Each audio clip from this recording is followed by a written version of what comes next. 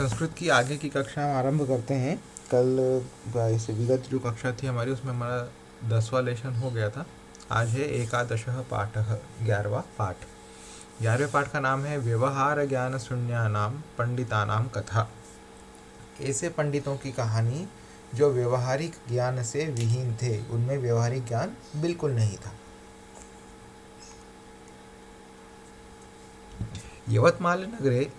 यवतमालनगरे केचन त्रयः बान्धवाः वसन्ति स्म।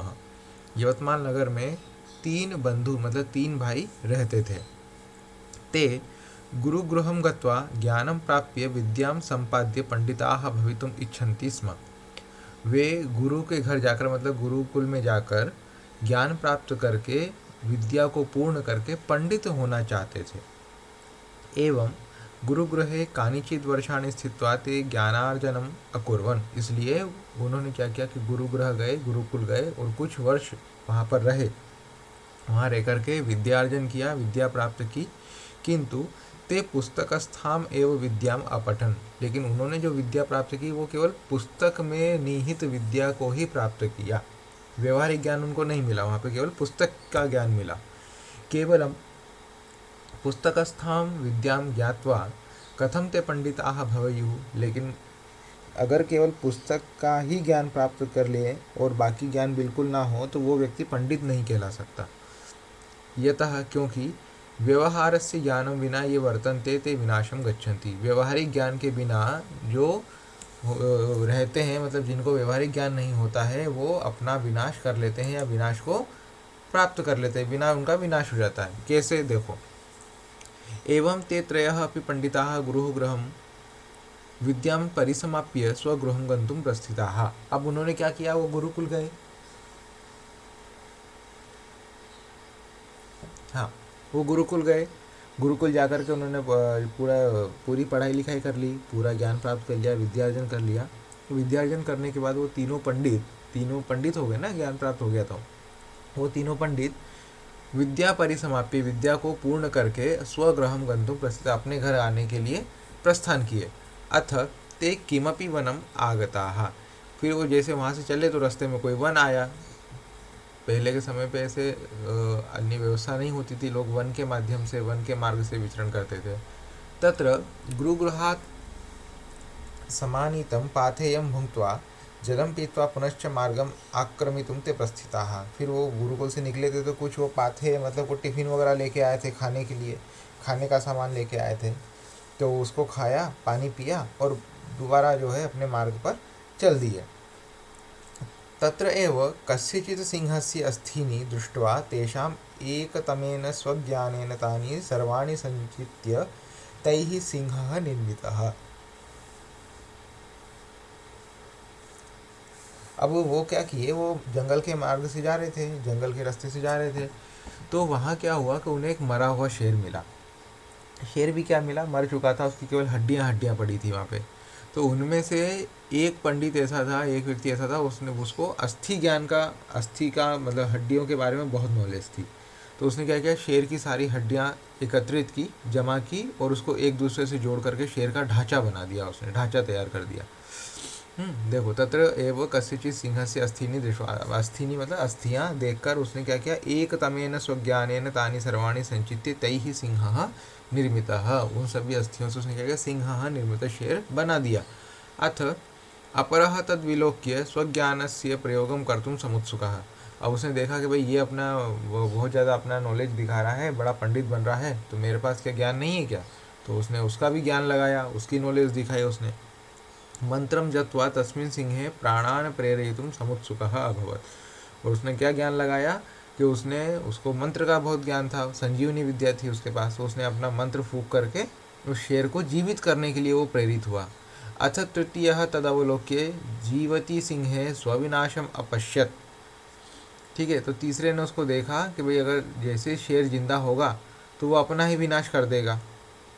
तो उसने बोला, सह अब्रवीत अहम इमं वृक्षम आरोहामि तदनंतरम त्वम इमं सिंहम जीवय। बोले मैं पहले इस पेड़ पे चढ़ जाता हूँ, उसके बाद तुम इस शेर को जिंदा करना। ठीक है, अथ द्वितीयः यावत् मन्त्रं पठित्वा तस्मिन् सिंहे प्राणान् आरोपयति सिंह च गर्जित्वा तं भक्षयति तावत् प्रथमः पलायते। ठीक है, जैसे उस दूसरे पंडित ने मंत्र बोल करके क्या किया, शेर में अपने उसके प्राणों का संचार किया, प्राण रोपे, वैसे ही सिंह, जैसे शेर जिंदा हुआ उसने तुरंत गर्जना की और उसको खा गया। तावत प्रथमः पलायते, और तब तक जिसने पहला व्यक्ति जो था जिसने हड्डियां जोड़ी थी वो भाग जाता है, और तीसरा व्यक्ति तो वैसे ही पेड़ पे चढ़ गया था। तात्पर्य क्या निकलता है, केवल पुस्तकी ज्ञान कामाचे नाही, क्या ज्ञानाला व्यवहार ज्ञानाची जोड़ हवी।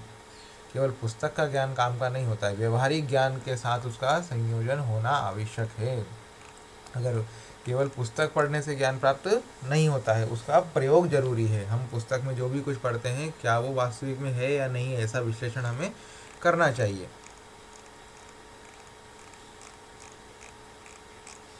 अगला पाठ, द्वादशः पाठः भगीरथ प्रयत्नः। भगीरथ कौन थे और उन्होंने क्या प्रयत्न किया, ये इसमें हम देखेंगे। भगीरथ जो है इक्ष्वाकु वंश में पैदा हुए थे, जिन्होंने गंगा को स्वर्ग से धरती पर लेकर के आया, उनका नाम है भगीरथ। उनके तप की वजह से गंगा आज हमें देखने को, धरती पे देखने को मिलती है। राजा भगीरथ पूर्वजान उद्धर्तुम इच्छति। अब राजा भगीरथ के जो पूर्वज थे उनका उद्धार नहीं हुआ था, उनकी मुक्ति नहीं हुई थी। ठीक है, तो उनकी मुक्ति के लिए, उनके उद्धार के लिए वो कुछ ना कुछ प्रयत्न करना चाहते थे। तदर्थम सह गंगाम प्राप्तुम तपश्चर्याम करोति। तो उन्हें पता चला कि अगर स्वर्ग में जो गंगा है वो अगर धरती पर आ जाए तो मेरे सारे पूर्वजों का उद्धार हो जाएगा, उनको मुक्ति मिल जाएगी। तो क्या करते हैं वो, गंगाम प्राप्तुम, गंगा को प्राप्त करने के लिए तपश्चर्याम करोति, तप करते हैं, तपस्या करते हैं। पापानि विनाशितुम पुण्यानि च प्रदातुम भगवती गंगा एवं प्रभवती, के पापों का नाश करने के लिए और पुण्यों को प्रदान करने के लिए एकमात्र भगवती गंगा ही उसका मार्ग है। भगवती गंगा ही ये कर सकती है और कोई ये सब कार्य नहीं कर सकता। किंतु इयम गंगा स्वर्गात इह भूतले आगंतुम कथम प्रभवेत। लेकिन वो जो गंगा है वो तो स्वर्ग में है, और वो स्वर्ग की गंगा इस भूतल पर कैसे आए। अतः सह परमं देवं महादेवं गत्वा तम स्तोतुम आराधयितुम पूजयितुम नंतुम च आरभते। इसलिए भगीरथ ने क्या किया कि वो परम देव महादेव के पास गए और उनकी स्तुति करने लगे, उनकी आराधना करने लगे, उनकी पूजा की, उनको नमस्कार किया, ये सारे उपचार वो वहाँ पर करने लगे। भगीरथस्य घोराम तपस्याम दृष्ट्वा महादेवः संतुष्टः। भगीरथ की घोर तपस्या को देखकर महादेव संतुष्ट हो गए। तम वरम याचितुम कथयति, और उनको बोले कि मांगो, क्या वर मांगते हो। ठीक है, वर मांगने के लिए बोले। भगीरथः प्रार्थयते, भगीरथ प्रार्थना करते हैं, हे महादेव, न अहम राज्यम लब्धुम सुखम प्राप्तुम अर्थम व संग्रहितुम उत्सुकः। बोले हे महादेव, ना तो मुझे राज्य का लोभ है, ना मैं सुख प्राप्त करना चाहता हूँ, और ना ही मेरी धन के संग्रह की कोई उत्सुकता है। धन का संग्रह भी मैं नहीं चाहता हूँ। किंतु लेकिन मम पूर्वजान उद्धर्तुम तेषां पापानि च क्षालयितुम अहम इच्छामि। मैं मेरे पूर्वजों का उद्धार करने और उनके पापों को धोने के लिए इच्छा रखता हूँ कि मेरे पूर्वजों ने अगर कुछ पाप किया है जिस वजह से उनका उद्धार नहीं हो पाया है, तो मैं उनके उद्धार की कामना करता हूँ। अतः अहम तव समीपम गंगायाः अवतरणार्थम समागतः। इसलिए मैं आपके समीप गंगा को स्वर्ग से धरती पर अवतरण के लिए आया हूँ। त्वम एव माम उपकर्तुम समर्थः। आप ही केवल इस संसार में, इस सृष्टि में एकमात्र आप ही हैं जो मुझ पर ये उपकार कर सकते हैं। इस उपकार को करने के लिए केवल आप ही समर्थ हैं। तेन प्रसन्नः शिवः भगवतीं गंगां पृथ्वीतले अवतारितुम आदिशति। फिर उनकी बात से प्रसन्न होकर भगवान शिव भगवती गंगा को पृथ्वी तल पर उतरने के लिए आदेश देते हैं। भगीरथ प्रयत्नेन एव परम पावनी गंगा लोकान समुद्धर्तुम पृथ्वी तले अवतीर्णा। भगीरथ के ही प्रयत्न की वजह से वह परम पावनी गंगा इस लोक को उद्धार करने के लिए, उस लोक का उद्धार करने के लिए पृथ्वी तल पर अवतीर्ण हुई, पृथ्वी तल पर उतरी। तात्पर्य क्या है, कठिन काम ही सतत केल्या प्रयत्नामुळे सिद्ध होते। अब गंगा जो कि स्वर्ग की नदी है, उसको पृथ्वी पर लेकर के आना कोई सरल कार्य नहीं था, लेकिन उनका जो प्रयास था, भगीरथ ने जो प्रयत्न किए, वो इतने निरंतर प्रयत्न किए, इतने घोर तपस्या की कि भगवान महादेव को भी आखिरकार पिघलना ही पड़ा। भगवान महादेव को मजबूरन गंगा को धरती पर लाना पड़ा। तो कोई भी कार्य अगर पूर्ण निष्ठा के साथ, पूरे समर्पण के साथ किया जाए तो क्या होता है, वह कार्य निश्चित ही सिद्ध होता है। त्रयोदशः पाठः, 13वां पाठ, दुष्यंतस्य पुत्र दर्शनम। दुष्यंत ने जब अपने पुत्र को देखा तो क्या सीन था, कैसे देखा, ठीक है, वो इसमें पूरी कथा है। दुष्यंत और शकुंतला की कथा महाभारत में आती है और कालिदास ने भी इसके ऊपर एक नाटक लिखा है, अभिज्ञान शाकुंतलम, बहुत प्रसिद्ध नाटक है। तो उसी के लास्ट सीन में जब दुष्यंत अपने पुत्र को एक शेर के साथ देखता है, ठीक है, तो वो जो सीन है, वो सीन पूरा इस पाठ में हमें देखने को मिलेगा। स्वर्गात् प्रतिनिवृत्तः दुष्यंतः मरीच मुनेः आश्रमम आगतः। जब दुष्यंत स्वर्ग में असुरों से, देवताओं की सहायता के लिए असुरों से लड़ने गए थे, ठीक है, तो उस समय पे क्या हुआ कि मरीच मुनि के आश्रम में वो रुके।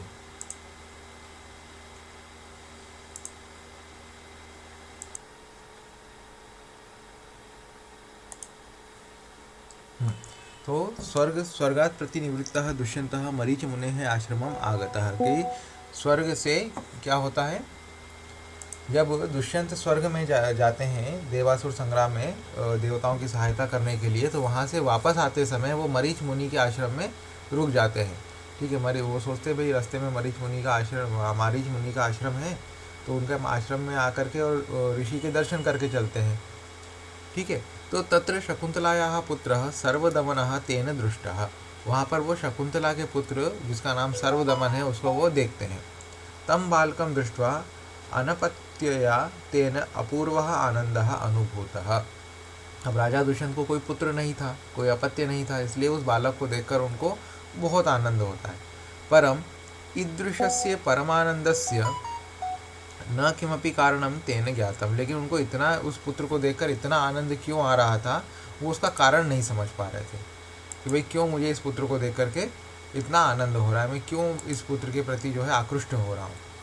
सिंहस्य शावकेन सह बालस्य क्रीडाम अवलोक्य दुष्यंतस्य अंतःकरणम प्रमोदितम जातम, ठीक है। सिंह शावक के साथ उस बालक की क्रीड़ा को देखकर दुष्यंत का अंतःकरण प्रमुदित हो जाता है। मतलब वो जो बच्चा है वो शेर के बच्चे के साथ खेल रहा था, सर्वदमन जो था ना शकुंतला का पुत्र, वो शेर के बच्चे के साथ खेल रहा था, तो उसको शेर के बच्चे के साथ खेलता हुआ देखकर उनका अंतःकरण, उनका हृदय जो है बहुत प्रमुदित हो जाता है, बहुत आनंदित हो जाता है। पुत्र प्रेमणा एवं नृपस्य हृदय बालकम प्रति आकृष्टम, पुत्र प्रेम के कारण वह नृप जो है, राजा दुष्यंत जो है, वो उनका हृदय बालक के प्रति आकृष्ट हो जाता है। ततः तेन नृपेण तस्य बालकस्य हस्ते चक्रवर्ती लक्षणानि अवलोकितानि, वो राजा उस बालक के पास जाते हैं और उस बालक के बालक को हाथों में लेते हैं, तो उसके हाथ में उन्हें चक्रवर्ती के लक्षण दिखाई देते हैं। वो सोचते हैं कि भाई ये तो एक ऋषि का पुत्र है, भाई आश्रम में था तो कोई ऋषि का ही पुत्र होगा ना, ऐसा वो सोचते हैं, लेकिन इसके हाथ में जो है चक्रवर्ती राजा के लक्षण है। तेन तस्य मनसि अपरम आशस्थानम जातम, इसलिए उसके मन में जो है कोई दूसरा ही संशय स्थान बन जाता है। तथा च आत्मसदृशम बालकस्य रूपम तेन अवलोकितम, और वो उस बालक में अपना ही अवलोकन करने लगते हैं कि बोले ये बालक बिल्कुल मेरे जैसा है। एवं न असौ मुनिकुमारकः किंतु पुरुवंशे जातः क्षत्रिय कुमारः इति तेन ज्ञातम, फिर एक कोई मुनि कुमार जो है वो आकर के उन्हें बताते हैं, उनसे पता लगता है कि ये कोई मुनि का बच्चा नहीं है, ऋषि का बेटा नहीं है, ये पुरुवंश में उत्पन्न हुआ एक क्षत्रिय का बेटा है। तस्मात् दुष्यंतः हृष्टः संतुष्टः च, फिर दुष्यंत जो है और प्रसन्न होते हैं और संतुष्ट हो जाते हैं कि हाँ चलो इसके हाथ में चक्रवर्ती लक्षण है, उसका कारण है कि ये क्षत्रिय है और पुरुवंश में इसका जन्म हुआ है। अपि च शकुंतलावण्यं पश्य इति अक्षराणि श्रुत्वा ध्वनि साम्यात् कुत्र में माता शकुंतला इति तेन बालकेन सहसा पृष्टम, फिर वहाँ पे कुछ मुनि कन्याएं आती है, वो बच्चे को बोलती है शकुंतलावण्यम पश्य, शकुंतलावण्यम, अब इसके दो मीनिंग है। शकुंत अर्थात पक्षी, लावण्य में अर्थात सौंदर्य, सुंदरता, बोले सुंदर पक्षी देखो, ऐसा उनका मीनिंग था। लेकिन उसकी माता का नाम शकुंतला था। अब बच्चा जैसे ही सुनता है शकुंतला वर्ण्यम पश्य, तो समझता है कि भाई उसकी माता आ गई है। तो उस माता का शकुंतला ऐसे नाम सुन करके वो बालक सहसा ही पूछता है कि भाई कहाँ है मेरी माता, कुत्र में माता शकुंतला, मेरी माँ शकुंतला कहाँ है। इति बालकेन सहसा पृष्ठम, अचानक से वो बालक ऐसा पूछता है। अतः अयम आत्मनः एव पुत्रः इति तेन निश्चितम। फिर जैसे दुष्यंत जी इस बात को सुनता है उसको निश्चित हो जाता है कि भाई शकुंतला मेरी ही पत्नी का नाम है और ये मेरा ही बेटा है। तेन च असौ अतीव आनंदितः जाता है, और इससे वो बहुत आनंदित होता है। परम वात्सल्येन च सह पुत्रः तेन आलंगितः, तो और वो परम वात्सल्य के साथ, बहुत प्रेम के साथ पुत्र को आलिंगित करता है। ठीक है। एतादृशं मधुरम मिलनम दृष्ट्वा शकुंतला अपि हर्ष निर्भरा जाता। ठीक है, इस प्रकार का वो मधुर मिलन देख करके, पिता पुत्र को मिलता हुआ देख करके शकुंतला भी हर्ष से भर जाती है, बहुत अधिक प्रमुदित आनंदित होती है। ये अभिज्ञान शाकुंतलम की कथा है। चतुर्दशः पाठः, हमारा चतुर्दश पाठ क्या है। विषमा देवगति। देवगति मतलब भाग्य गति, कि भाग्य की गति जो है वो विषम है, विपरीत होती है। कैसे विपरीत होती है वो देखिए। एकदा एकः मधुकरः, मधुकरः का मतलब भौरा। एकदा एकः मधुकरः संध्या काले एकस्मिन् कमलकोशे निलीनः अभवत्। ठीक है, क्या होता है भौरे का कार्य, क्या होता है, भौरा जाता है कमल का रस पीता है। तो जैसे कमल अब कमल की क्या तासीर है, कमल की प्रकृति कैसी है कि जब सूर्य होता है तो कमल खिलता है, जैसे सूर्य अस्त होता है तो कमल वापस बंद हो जाता है। ठीक है, तो ये जो है कमल की प्रकृति है। अब क्या हुआ कि एक भौरा जाता है और वो कमल का रस पी रहा होता है। तो जैसे वो कमल का रस पी रहा होता है उसी समय पर क्या होता है कि धीरे धीरे उसको पता ही नहीं लगता है कि कब जो है रात्रि हो गई और कब जो है वो भौरे कमल के अंदर ही वो भौरा बंद हो जाता है।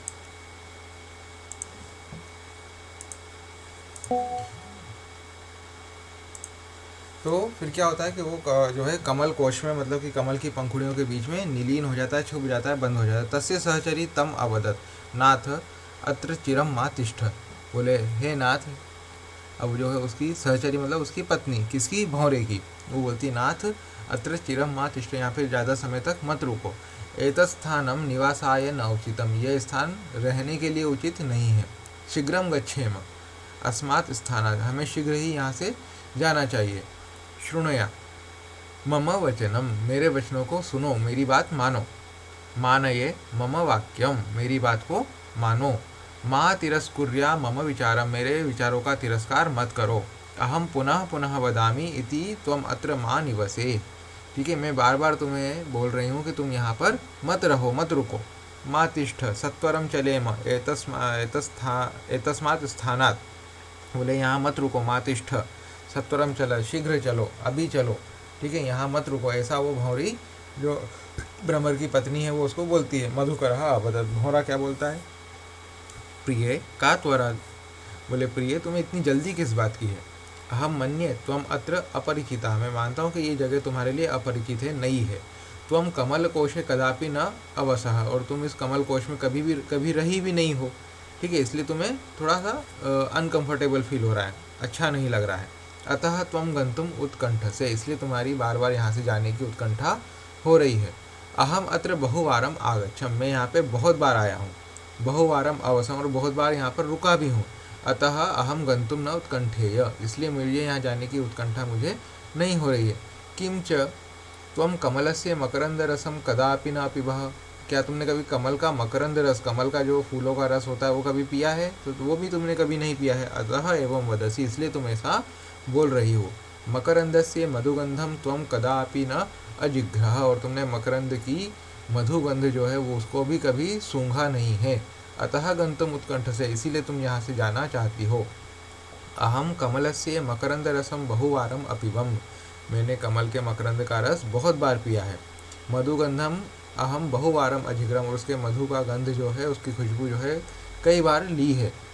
कमलस्य कोमल स्पर्शम अन्वभवम, मतलब मैंने कमल के कोमल स्पर्श का भी अनुभव किया है।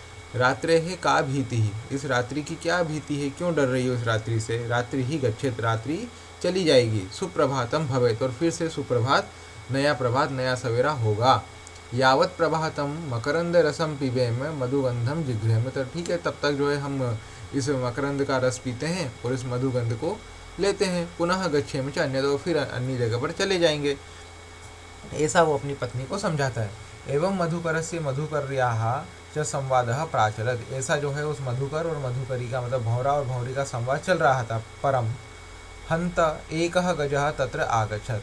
उनका संवाद चल ही रहा था कि वहाँ पर एक हाथी आ जाता है।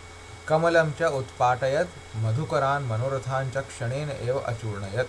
उसने उस कमल को उखाड़ा और उखाड़ करके फेंक दिया। जैसे उसने उखाड़ के फेंका तो मधुकर के मनोरथ जो है वहीं पे एक ही क्षण में चूर चूर हो गए। ठीक है, इससे हमें क्या तात्पर्य, क्या निकलता है कथा का? अति लोभ न कर्तव्य, अर्थात अधिक लोभ नहीं करना चाहिए। अति लोभ करो नए। ठीक है, ज़्यादा हमें लोभ नहीं करना चाहिए। ये इस कथा से हमें सीखने को मिलता है।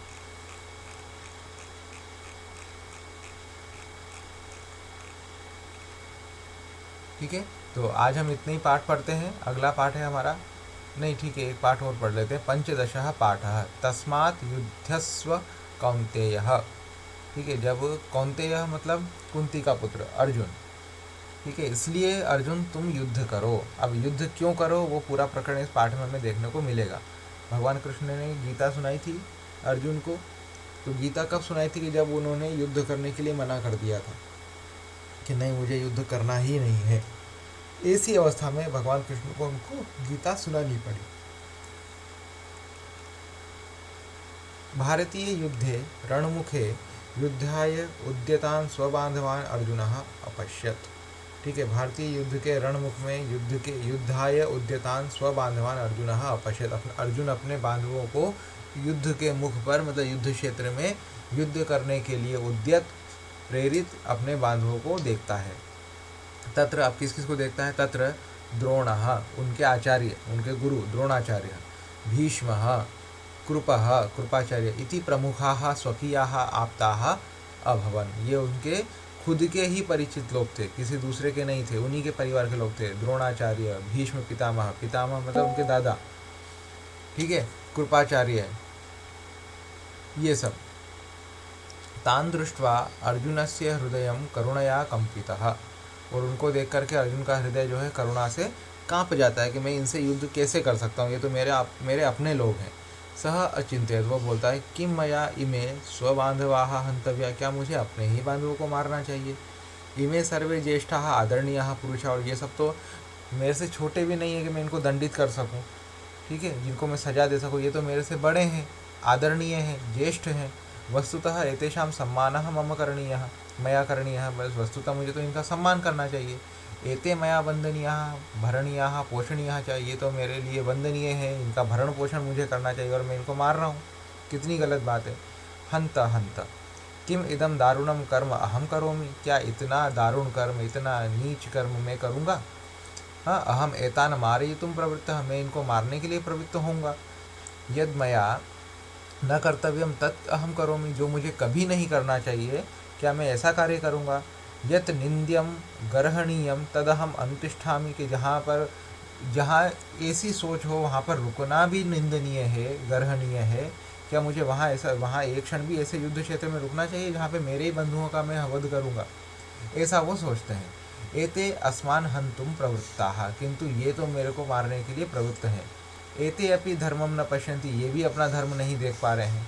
एते धर्मम न पश्यन्ति चेत माँ पश्यन्तु, भाई ठीक है, अब ये नहीं देख रहे तो ये अपना धर्म नहीं देख पा रहे तो मत देखें। किंतु मया तो धर्मः अवश्यम पालनीयः, मुझे तो धर्म का पालन करना ही चाहिए। अहम भीष्म द्रोण प्रमुखान ज्येष्ठान न मारयामि, मैं भीष्म पितामह द्रोणाचार्य आदि लोग प्रमुख ज्येष्ठ लोगों को मैं नहीं मारूंगा, ऐसा वो विचार करते हैं। एवं विचार्य युद्धम न करोमि इति निश्चित्य अर्जुनः युद्धे तूष्णीम अतिष्ठत, ऐसा विचार करके मैं युद्ध नहीं करूंगा, ऐसा विचार करके निश्चित ही करके अर्जुन जो है युद्ध में चुपचाप बैठ जाता है। तूष्णीम अतिष्ठत। तदा श्री कृष्ण अर्जुनम अवदत, फिर श्री कृष्ण अर्जुन को बोलते हैं, अर्जुन कह अयम तव व्यामोह, बोले अर्जुन यहाँ पे तुम्हारा व्यामोह क्या है, क्या हुआ तुम्हें, क्यों परेशान हो? धर्म युद्धात अन्यत क्षत्रियस्य कल्याणकरम न विद्यते। ठीक है, धर्म युद्ध जो है क्षत्रिय के लिए कल्याणकर नहीं होता है। त्वं तु युद्धस्य उपक्रमे एव शोकेन कवलितः। ठीक है, तुम तो युद्ध के उपक्रम में, केवल रूपरेखा में ही शोक से कवलित हो गए, शोक से युक्त हो गए। किम त्वया पराक्रमः विस्मर्तव्यः, क्या तुम्हारा पराक्रम भूल जाने योग्य है। रणाच्च पलायितव्यं, क्या हमें युद्ध छोड़ के चले जाना चाहिए, रण से पलायन कर देना चाहिए। त्वं भयेन रणात् पलायितः, क्या तुम भय से, तुम्हें डर लग रहा है कि भाई इतने बड़े बड़े लोग तुम्हारे सामने और तुम इनसे जीत नहीं पाओगे, इसलिए तुम पलायन करना चाहते हो। इति शत्रवः त्वां निंदेयुः, अगर ऐसा करते हो तो तुम्हारे शत्रु हमेशा तुम्हारी निंदा करेंगे, आजीवन तुम्हारी भर्त्सना करेंगे। हाँ, तत् निंदा वचनम किम त्वया सोढ़व्या, क्या तुम ऐसे निंदा रूपी वचनों का वहन करना चाहते हो, आजीवन तुम खुद का जो है निंदा सुनना चाहते हो। अर्जुन उत्तिष्ठ, कि हे अर्जुन उठो, पुण्येन एव क्षत्रियाः युद्धम लभन्ते, पुण्य ही ये क्षत्रियों का पुण्य होता है कि उन्हें युद्ध करने का अवसर मिलता है। अस्मिन् युद्धे त्वया शत्रवः जेतव्याः, इस युद्ध में तुम्हें शत्रुओं को जीतना होगा, जीतना चाहिए। राज्यम प्राप्तव्यम कीर्ति च लब्धव्या, तुम्हें अपना राज्य प्राप्त करना होगा, प्राप्त करना चाहिए, और कीर्ति प्राप्त करनी चाहिए, प्रशंसा प्राप्त करनी चाहिए। क्षत्रियाणाम अयम एव धर्मः, क्षत्रियों का यही धर्म है। न पुनः रणात् पलायनम, ना कि रण से, युद्ध से भाग जाना। युद्ध से भाग जाना क्षत्रियों का धर्म नहीं है। क्षत्रियों का धर्म क्या है, युद्ध करना, कीर्ति प्राप्त करना और विजय प्राप्त करना। अर्जुन हंतव्याः एव एते बांधवा अपि, अब युद्ध में अगर ये बंधु तुम्हारे जो है युद्ध शत्रु बने हैं तो ये भी हंतव्य हैं, इनसे युद्ध करो, इनके ऊपर विजय प्राप्त करो। श्री कृष्ण से वचनेन अर्जुन युद्धाय प्रावर्तत, श्री कृष्ण के वचन सुनकर अर्जुन युद्ध में प्रवृत्त हुआ, युद्ध करने को एग्री हुआ। जयम च अलभत, और विजय को प्राप्त हुआ। भावनापेक्षा कर्तव्य पालन महत्वाचे, ये इसका तात्पर्य है कि अपनी भावनाओं की अपेक्षा हमारा कर्तव्य क्या है वो हमें हमेशा ध्यान में रखना चाहिए। भावनाएं तो कम ज़्यादा हो सकती, लेकिन कर्तव्य जो व्यक्ति ध्यान में रखता है उसकी हमेशा विजय होती है। ये इस पाठ का सारांश है। ठीक है, यहाँ तक ये भी आपका पूरा कोर्स हो गया है संस्कृत का। इसमें एक परिशिष्ट का एक भाग है आपकी पुस्तक में। परिशिष्ट मतलब कि एक्स्ट्रा आपको विशेषतः क्या क्या जानना चाहिए, तो उसके लिए एक और वीडियो अपलोड करेंगे, उसको आप देख लीजिएगा।